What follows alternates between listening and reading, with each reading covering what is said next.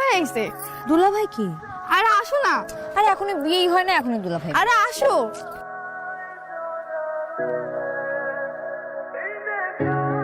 কবুল কবুল কবুল কবুল কবুল। মাশাআল্লাহ, আমার ছেলে পছন্দ হয়েছে। বিয়ে শাদীর ব্যাপারটা দেরি করতে চাইতেছি না, কারণ ছেলে মাত্র 2 মাসের ছুটি নিয়ে আসছে। তোমার পড়াশোনা? No problem. ছেলে পক্ষ মেয়ে পক্ষ যেহেতু দুজন দুজনকে পছন্দ করছে, আমরা আর পড়াশোনায় না যাই। ধরেন, তোমার গার্লফ্রেন্ড ছিল? না থাকলে ভালো, আর থাকলে ব্লক করে দাও। আমি আসার আগে 7 জনের নাম্বার ব্লক করে আসছি। আমাকে কিন্তু অনেক ভালোবাসতে হবে। ভালোবাসি অনেক। কত সুন্দর করে ফুটতে হাসতেছে। ঠিকই তো, ভাইয়া কিন্তু অনেক অনেক বড় ব্যবসায়ী, তাও আবার সৌদি আরবে। এরকম জামাই ভাগ্যের গুণে মেলে। না, খেয়ে বলো কেমন হয়েছে। মজা করে কিভাবে ভুট্টা ভাজলে? 5 বছর ধরে বাজি। 5 বছর? 5 বছর ধরে ভাজে মানে? ভুট্টার ব্যবসা না আমার সাথে হবে। ভাইয়া বিদেশে ভুট্টা বেচেন? অনেক বড় ব্যবসায়ী। আপনি বিদেশে ভুট্টা ব্যবসায়ী? মনিও দেখতেছি না। মনি কই? বাপের বাড়িতে গেল, যাওয়ার সময় দেখলাম কানতে কানতে যাইতেছে। কানতে কানতে বাপের বাড়ি গেছে কেন? আমি কি জানি, তোমার বউকে আমাকে কাউরে চেনে?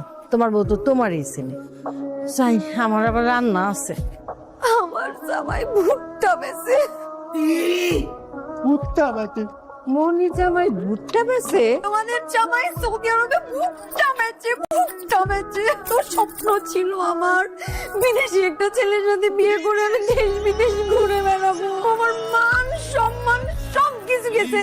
শোনো আব্বা, সব সব তোমার একটা কথা বলতেছি, এই ছেলের সাথে আর সংসার করব না। দরকার পড়লে আমি আত্মহত্যা করব। এই মনি, বিদেশ যাবি না মানে? হ, আব্বার শরীরটা ভালো না। আব্বারও যদি কিছু হয়। নাকি নতুন বিয়া করছ দেখে অন্তর যাইতে মন চাইতেছে না? তার দেশে থেকে করবি কি?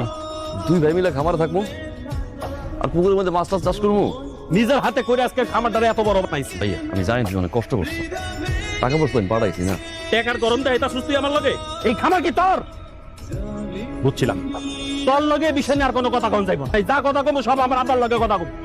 এত চিল্লা চিল্লি না করে আগে ক আমারে কি হয়েছে? এই যে বিয়ে করানোর পরেও ঘরের মধ্যে কত ধরনের অশান্তি চলতেছে, এটা তো বুঝেন না? ও আমারে কয় ওরে ওর খামার বুঝাই দিতে। মিথ্যে কথা বলতেছ ভাইয়া? এই তুই চুপ কর। ও কইতাছে ওরে সমস্ত সয় সম্পত্তি বুঝাই দিতে। খামার ওর টাকায় করা, বাড়ি ওর টাকায় করা, আপনার চিকিৎসা ওর টাকায় করা। সি ভাইয়া সি। আরে তুই আর বড় ভাই, একের পর এক মিথ্যা, একের পর এক মিথ্যা। মামুন তোকে ভিতরে মেরে ভালো করে টাটাম। সাবধানে করো ভাইয়া। হাই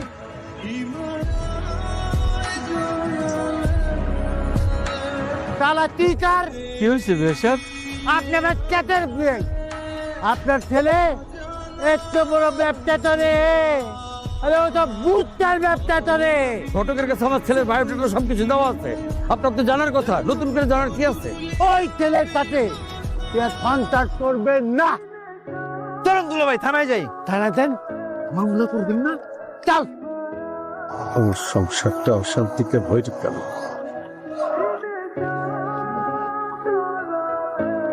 তুমি কি বলতে আসছো আমাদের, বলো তো? মনির সাথে দেখা করতে চাচ্ছিলাম। কিসের দেখা করবা তুমি? তোর সাহস তো কম না, তুমি এই বাড়িতে আবার এসে উঠতো। বিদেশে বসে ভুট্টা বেচে, এটা কোনো ব্যবসা হইলো?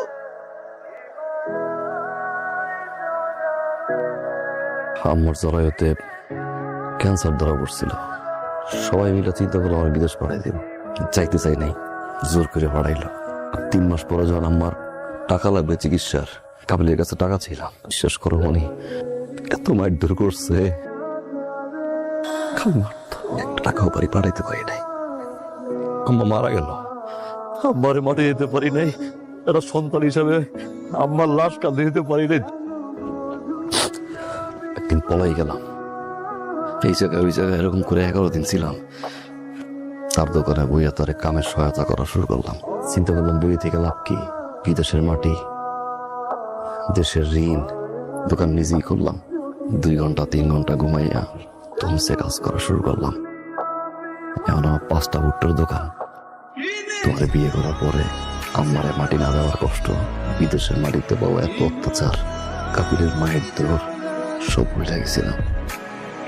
সবাই শুধু টাকাই বুঝে, দিন শেষে বুঝলাম তুমি বিয়েটা আসলে আমার এতবার যে তুমি পরীক্ষায় ফেল করছো, এলাকার মানুষ বিরক্ত করছো, আমারে বুঝাইছে তোমার পরিবার তুমি শান্তশিষ্ট, তোমার মুখ নাকি এলাকায় কেউ দেখে নাই। তারপরেও আমি দোষী যে আজকে শ্বশুর বাড়িতে একটা চেয়ারও আমি পাই নাই। একটু প্রবাসীর টাকা ছাড়া ও আসলে শূন্য, ও আসলে একা। মনি, কালকে আমার ফ্লাইট, আমি দেশে আর কোনদিন আসবো না। ভালো থাকবো।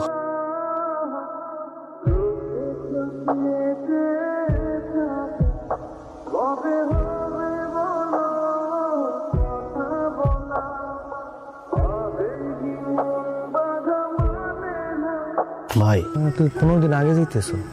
কাপিল অসুস্থ তো, বিপদের সময় পাশ থাকতে হয় না।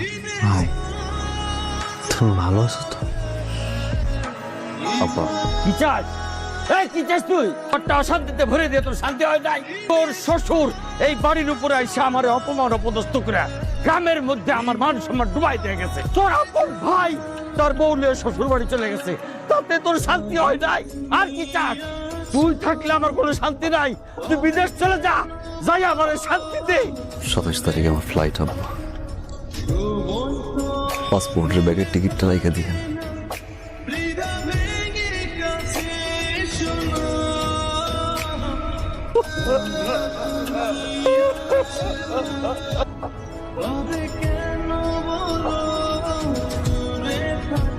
খাবার বড় করার টাকা লাগবে না, মাছের গেটটা যা দেবেন আব্বা আমার জানাই পড়াই দেন। আব্বা চিন্তা করেন না, বিদেশে গিয়ে পাসপোর্টটা ফেরালাম আব্বা। কোনদিন আমি এক দেশে যাবো না আব্বা, যে কয়েকদিন বাইশে থাকবো বিদেশের মাটিতে পয়সা পাবো আব্বা, আমি আর আমো না আব্বা। এই যে তুই চলে যেতেছ আমার, আমার মুখটা পাইতে যেতেছে। মামুন, আমার কাছ থেকে বিদায় নিয়ে যাবো না? আমার মাফ করবে না? 10 বছর পরে আসবা, কোনো সমস্যা নেই।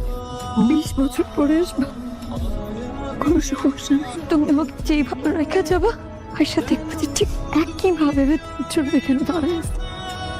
তুমি বিদেশের মাটিতে যে কাজই করো না কেন, আমি সব সময় তোমাকে নিয়ে গর্ব করবো। আব্বা পারলে দেখে রাখি আব্বা, যাই আমার যাওয়ার সময়